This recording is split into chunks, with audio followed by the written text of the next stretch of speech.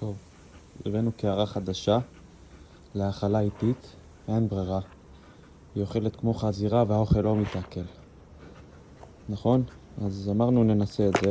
רגע, בפנים יש כאלה חורים שזה מתחבא בפנים. מוצר נראה לי ברמה מאוד גבוהה, בואו נראה איך זה עובד. בוא.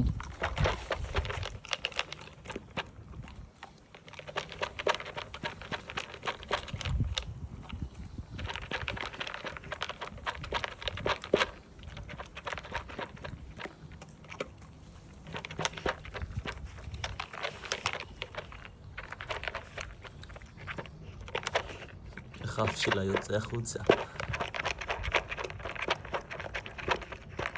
זהו, עכשיו זה החלק האומנותי.